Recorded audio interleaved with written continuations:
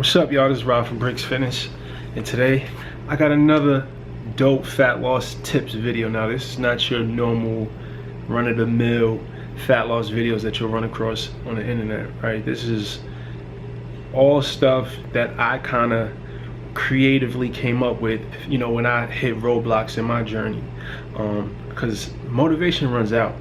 And I'm just like you guys, you know, there's times when I'm super motivated and I'm on it, and then there's times when I'm like, yo, you know what, fuck this. Like, I don't even care anymore. Here are some tips that when you fall off a track, that'll pull you back onto the road to success with your fitness goals. The first tip, create a contract with yourself. The first thing you do before you even create a contract, write your goals down on paper. You may not have done that, and it sounds very straightforward, but you may not have done that. There's something magical, and I can't explain it. There's something magical about putting your goals down on paper. You're writing them down. It's something about the energy from the thought that is transferred from your arm into the pen, into the ink, onto the paper. I can't explain it, but there's something magical about writing down your goals, and then take it a step further and create a contract. You know, a legally binding contract with yourself, and treat it as if there would be some kind of legal repercussions if you don't follow through with the terms of this contract. And put it on the refrigerator, put it on your bathroom mirror somewhere that you are forced to see it every single day. Now, this may sound crazy, but trust me, it works, especially if you want it bad enough. Tip number 2, create leverage. Put yourself in a position where you stand to lose something if you don't follow through with your promise to yourself. One of the things that I did back in the day when I was first trying to lose weight, one of the main motivations for me was to fit into designer jeans. So what I did was I bought 2 pair of, back then it was True Religion jeans. I spent, I don't know, I forgot what it was, $175 or something like that, whatever they cost back then, for 2 pair of jeans that were two sizes smaller than I was at the time. And whenever I got discouraged, whenever I felt like cheating on my diet, whenever I felt like not going to the gym, I looked at those jeans and I'm like, listen, man, you spent $300-400 on those jeans. You have to get into them. So create leverage for yourself. Tip number 3, connect your weight loss journey to something bigger than just you. For me, and this may sound dramatic, but it works.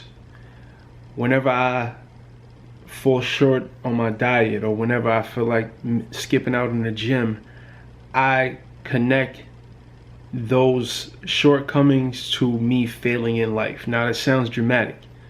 It does. But you have to learn to play these mind games with yourself. Think about it as if every workout is an investment into your personal well-being, into your personal bank. And think about how many other people that depend on your personal well-being. So every time you find yourself about to cheat on your diet, and I don't like the term diet, but y'all, I gotta speak in y'all language. Or every time you find yourself about to skip a workout for no good reason, connect that to failing or letting somebody in your family down, your child down, your mom down.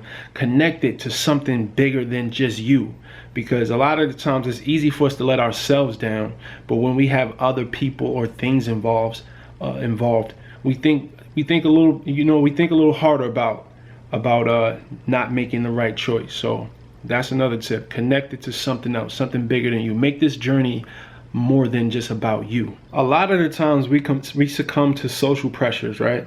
So tip 3 is to pride yourself on being the black sheep of your social group or in your family. Because a lot of the times when we choose to change our lifestyles, we'll get a lot of heckling from the peanut gallery, right? So for instance, when I go out with my friends, if I order sweet potato fries and some wine, a glass of red wine, 1 glass, my friends will look at me like I'm crazy.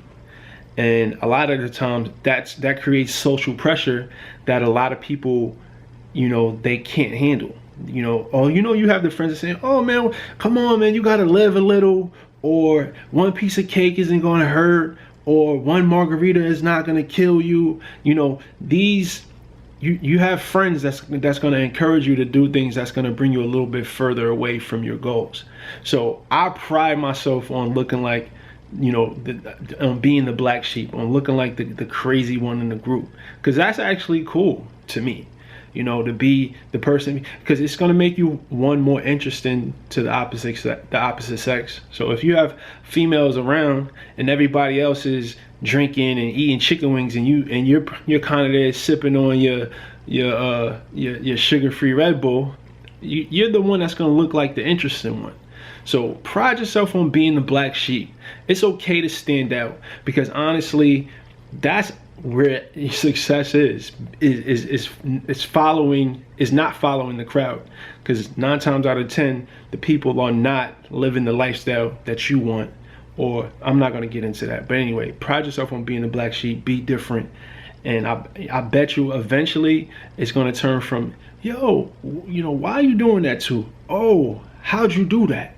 I mentioned earlier that you got to learn to play mind games with yourself, because fitness and fat loss and whatever your fitness goals are, it's all a mental battle, right?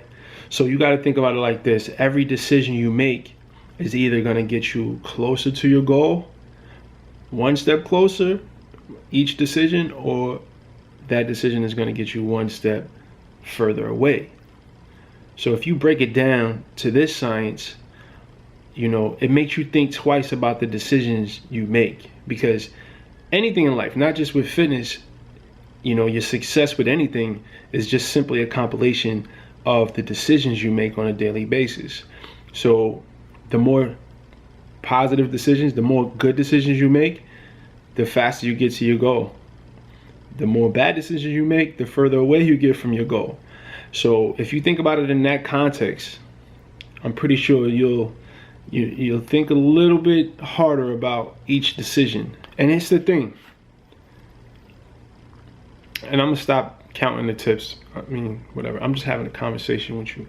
Yeah, I'm my people, whatever. We don't have to be all formal, tip one, tip, whatever. Here's the thing.